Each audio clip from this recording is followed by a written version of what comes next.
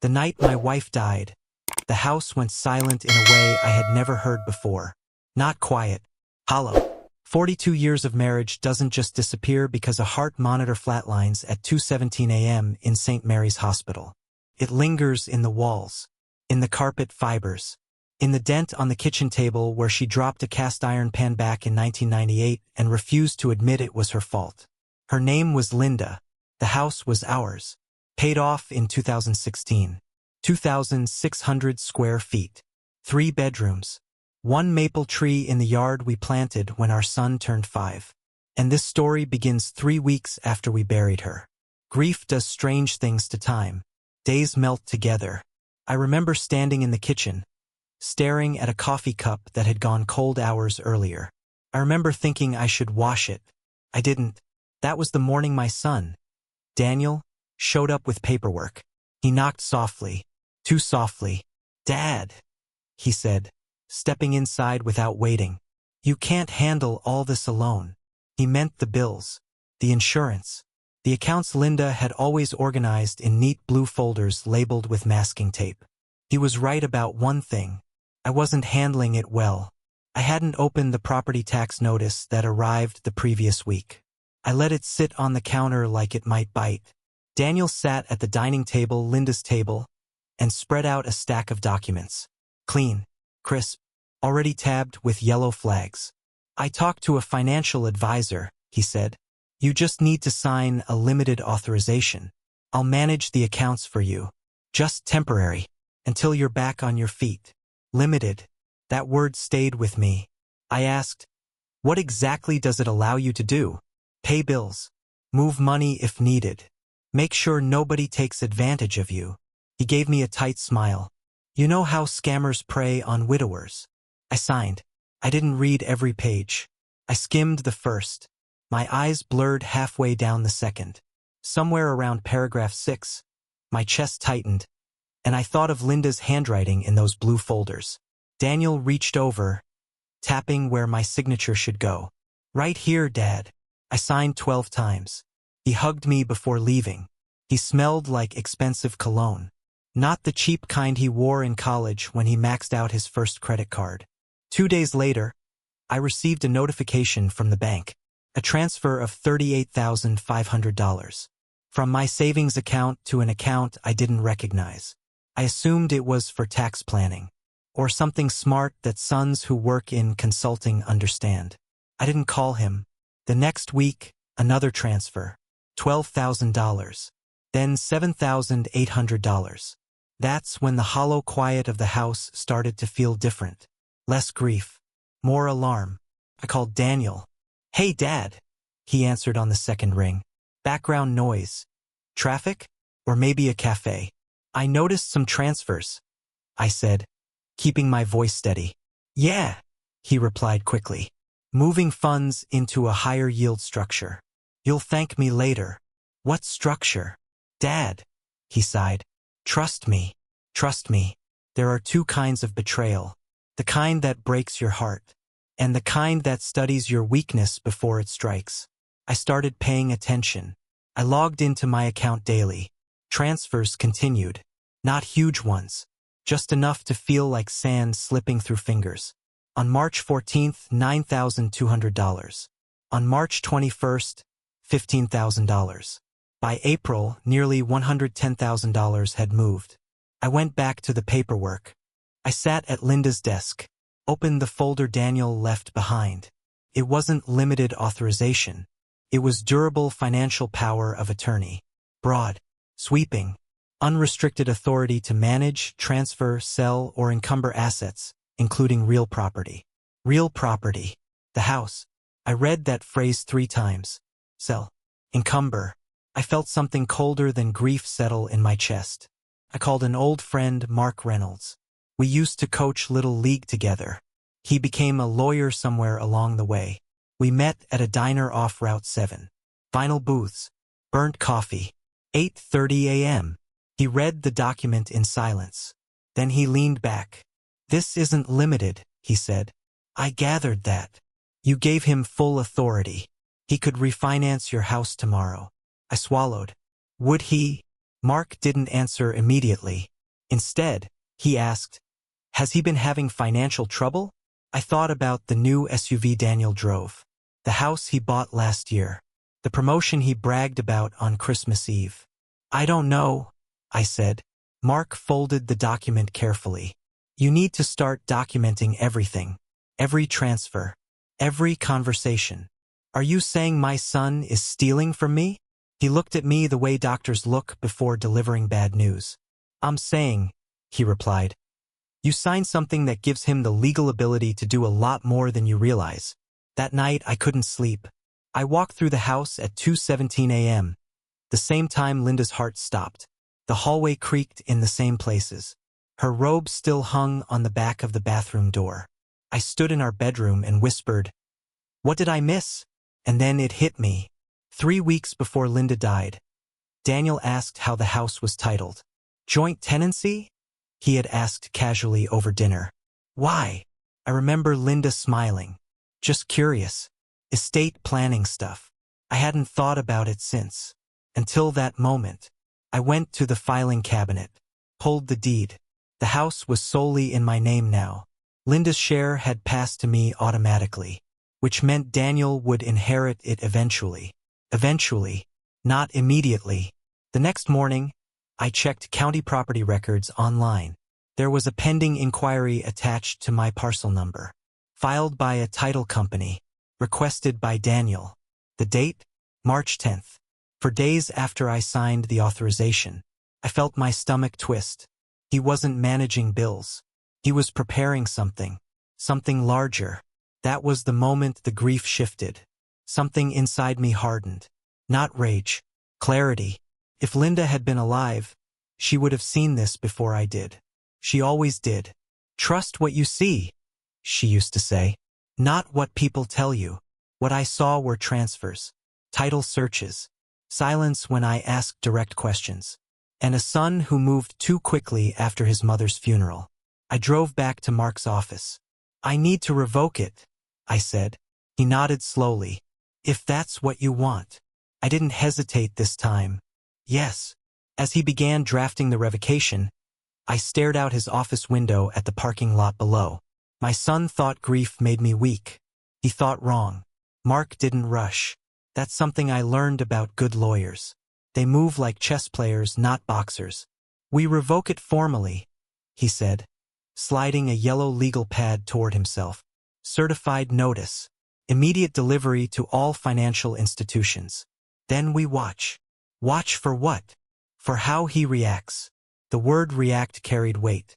I nodded. Inside, something steadied. The grief that had made my hands tremble for weeks began to tighten into focus, like adjusting binoculars until the blur sharpens and the shape becomes clear. We drafted the revocation that afternoon. Mark insisted on hand-delivering copies to my primary bank, my brokerage, and the county recorder's office. We also sent one to Daniel's home address by certified mail. Signature required. "Don't confront him yet," Mark said. "If he's planning something, he may expose himself." So I went home, and I waited. Waiting is a strange kind of power. Feels passive, but it isn't. This controlled silence. 3 days later, Daniel called. His voice wasn't casual this time. "Dad, what's this notice?" "What notice?" "The revocation. Why would you revoke it?" "I reviewed the document," I said evenly. "It wasn't limited." A pause. "It was for your protection," he replied. Too fast. "From what?" "From making bad decisions." I almost laughed. Not loudly, just a short exhale. Sniffing, the kind that comes when irony smells too strong. "I've been paying bills since 1983, I said. "I think I can manage." Silence. Then, softer. "You don't trust me?" There it was. The emotional lever. I didn't answer. He ended the call first. That night, I checked my bank account. No transfers. The next day, I received a voicemail from a mortgage broker. "Mr. Harris, I'm following up regarding the refinance application for 214 Willow Creek Drive." I felt my pulse in my ears. I called Mark immediately. "Did you authorize a refinance?" he asked. "No." "Good," he said. Because the revocation was filed before any new lien, that's when the anger came. Not explosive. Cold. Linda used to say I had a slow temper but a long memory. Mark leaned back in his chair when I met him the next morning. He attempted to encumber your primary residence, he said. That's serious. What are my options? We can report attempted fraud. But before that, I suggest we protect the asset fully. How? Transfer the house into a trust. Immediately. A trust. The word felt heavy but solid. We created an irrevocable living trust within a week. The house was deeded into it. I was the trustee. A corporate co-trustee. An institution was added as backup. Daniel would no longer have direct authority over the property. Not now. Not ever without my explicit consent. I didn't tell him. 2 weeks passed. Quiet. Too quiet. Then, on a Thursday afternoon in late April, I drove back from the hardware store and saw something that made my chest tighten. A locksmith van parked in my driveway. Daniel's SUV behind it. The front door open. I parked across the street and watched. Daniel stood on the porch, arms crossed, speaking to the locksmith. The man was examining the deadbolt. I stepped out of my car slowly. "What are you doing?" I asked. Daniel turned. For a second, genuine shock crossed his face. "I thought you were in Vermont," he said. "I changed my mind." The locksmith looked uncomfortable. "Sir," he said to me, "I was told the owner authorized a lock change." "I am the owner," I replied calmly. Daniel's jaw tightened. "Dad, this is ridiculous. We need to secure the property. There are liabilities." I wasn't aware the house was unsecured. "You're not thinking clearly." There it was again. Not grief. Gaslighting. "I'll need to see proof of ownership," the locksmith said quietly. Daniel pulled out his phone, scrolling. "I have the authorization," he muttered. "Not anymore," I said. I walked past them into the house. Everything looked the same. Linda's picture on the mantel. The blue folders in the cabinet. The indentation on the dining table. But something had shifted. Daniel followed me inside. "You're making a mistake," he said under his breath. No, irraplia. "I already made that mistake." He froze. I pulled a folder from the kitchen drawer and handed it to him. Inside were copies of the revocation and the recorded trust deed. "You can't just," he started. "I already did." He flipped through the pages quickly. "The house is in a trust?" His voice rose. "You didn't tell me?" "I didn't need to." "You're being manipulated." "By whom?" He didn't answer. The locksmith cleared his throat. "I'll be going," he said, backing toward the door. Daniel turned on him sharply. "You're still getting paid." "Not by me," the man replied and left. We stood alone in the living room.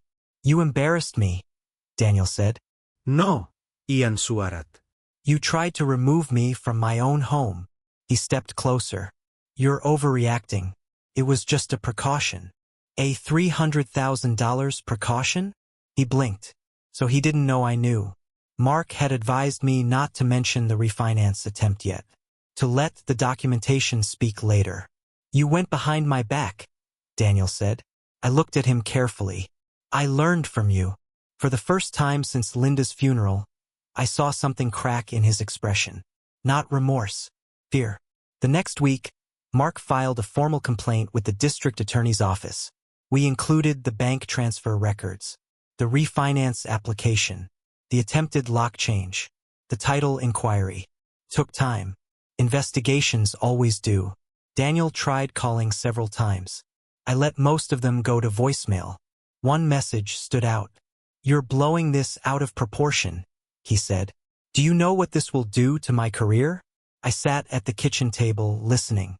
For a moment, I almost felt guilty. Then I looked around.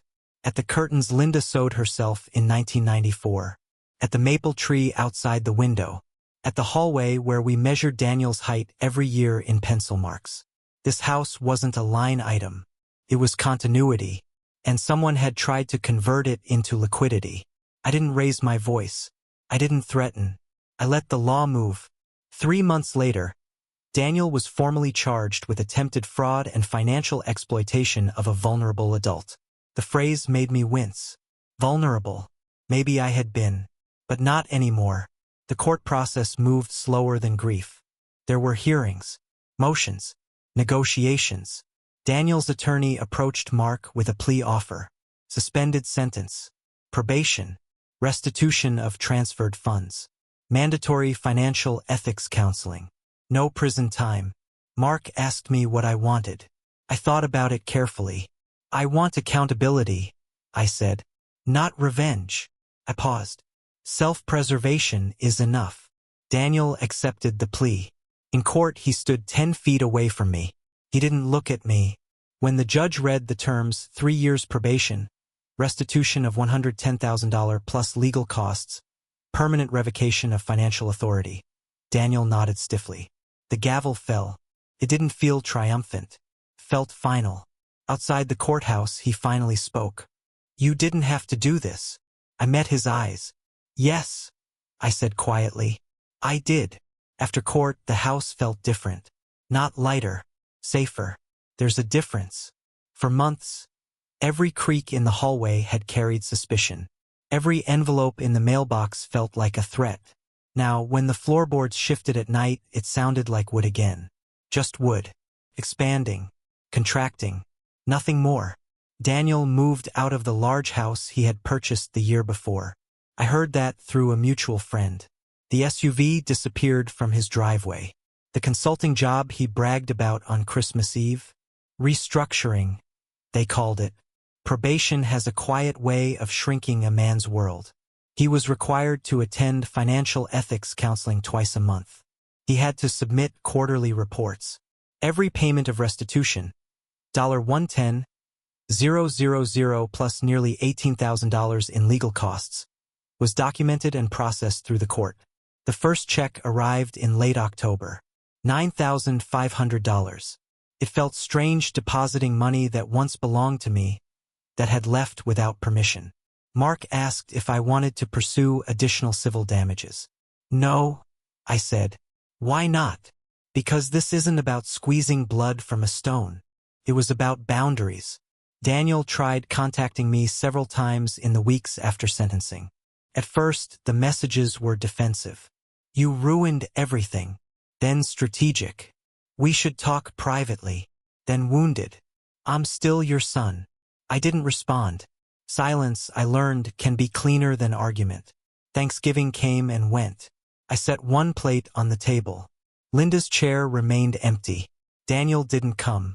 I won't pretend that didn't hurt. Cold revenge has a cost. But here's the part nobody talks about. The cost of doing nothing is often higher. In December, I installed a small security camera above the garage. Not because I was afraid, because I was finished being unaware. The trust documents were updated again to include a secondary oversight mechanism. Mark recommended adding a requirement that any future property transaction require signatures from both myself and the corporate co-trustee, plus notarized confirmation of my direct intent. Layer upon layer. Protection isn't paranoia when someone has already tried the door handle. One afternoon in January, Daniel showed up unannounced. No locksmith van this time. Just him. He looked thinner, older, 38 years old, and suddenly aware of consequences. I opened the door but didn't invite him in. What do you want? I asked. To talk. We can talk here. Cold air drifted between us. He shoved his hands into his coat pockets. I didn't think it would go this far. How far did you think it would go? He looked past me into the house. I thought you'd sign the refinance. We'd use the equity. Invest it. Flip it. Pay you back. With whose permission? I had authorization. You had opportunity. He flinched. I wasn't trying to hurt you. I let that sit. Intent doesn't erase impact. Why? I asked quietly. He hesitated. Then, finally, debt. There it was. Not greed in the abstract. Pressure. Bad investments. A failed partnership.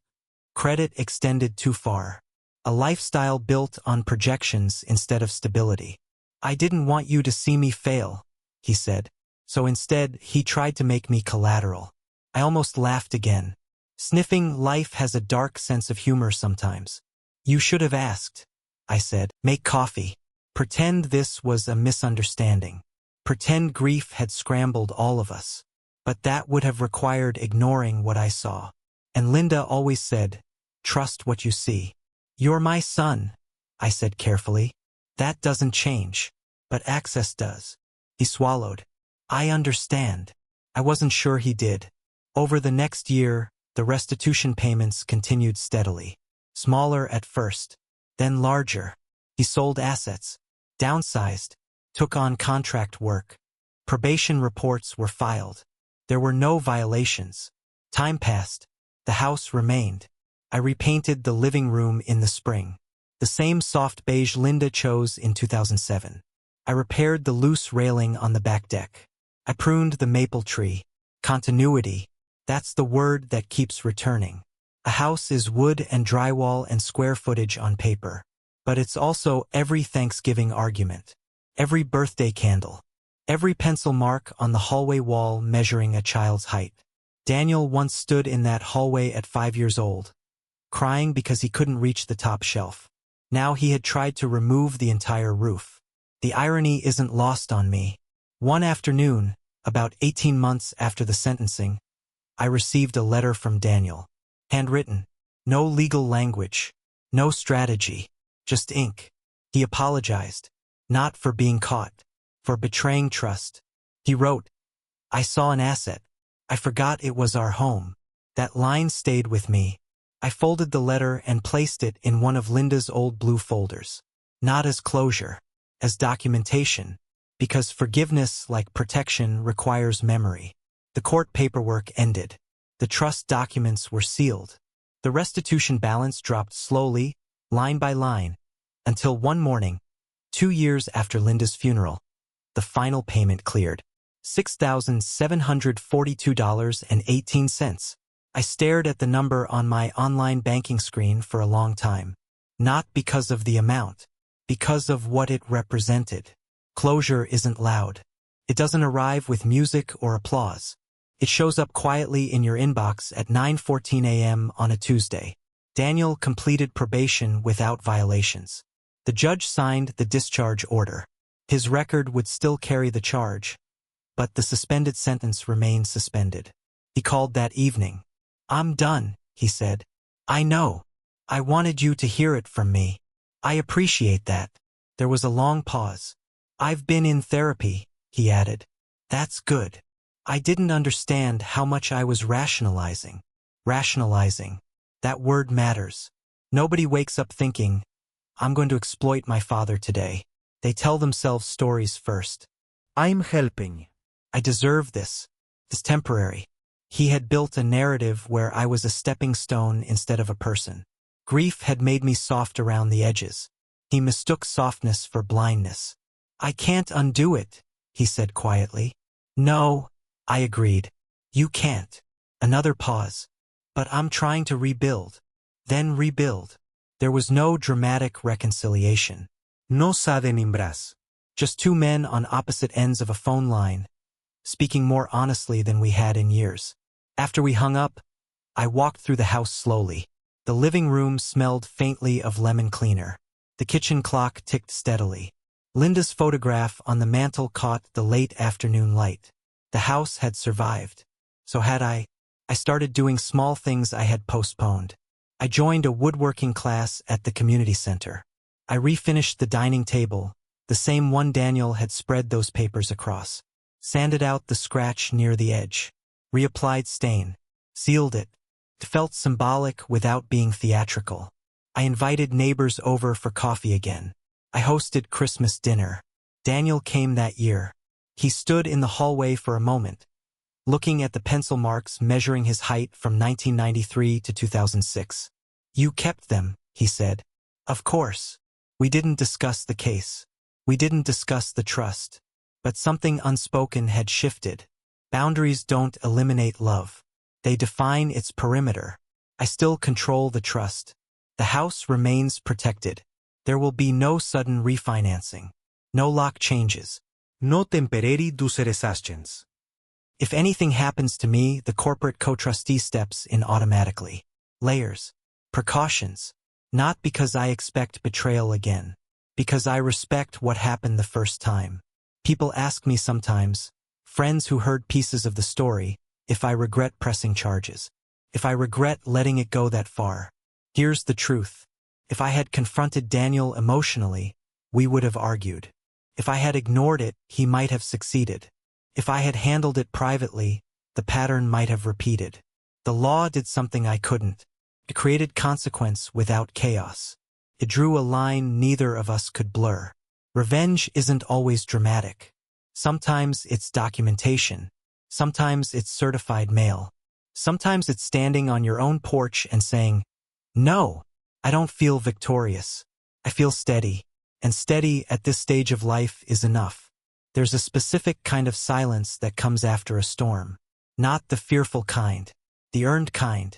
It's been 3 years now since the night I stood in Mark's office and said, "Revoke it." 3 years since I realized grief can make you vulnerable, but it doesn't have to make you defenseless. The house still stands at 214 Willow Creek Drive. The maple tree in the front yard is taller now. Its branches stretch wider than I remember. Every fall, the leaves turn a deep red before dropping across the lawn like scattered memories. I rake them slowly. No ruse. Daniel visits occasionally. Not often. Not casually. There's intention now when he comes over. He calls first. He asks, "Is this a good time?" He waits for an answer. Trust, once cracked, doesn't snap back into shape. It rebuilds in layers. Thin, measured, intentional. We've had real conversations since everything happened. Hard ones. He told me about the investment that collapsed. $220,000 lost in a private deal he didn't fully understand. He admitted he had taken out high-interest loans to cover it. When the lenders started calling daily, panic replaced judgment. "I thought the equity in the house could stabilize things," he said. "The house. Not your house. Not our home. The language matters." I listened. Then I said something I wish I had said earlier in his life. "You can fail without stealing." He nodded. Failure isn't fatal.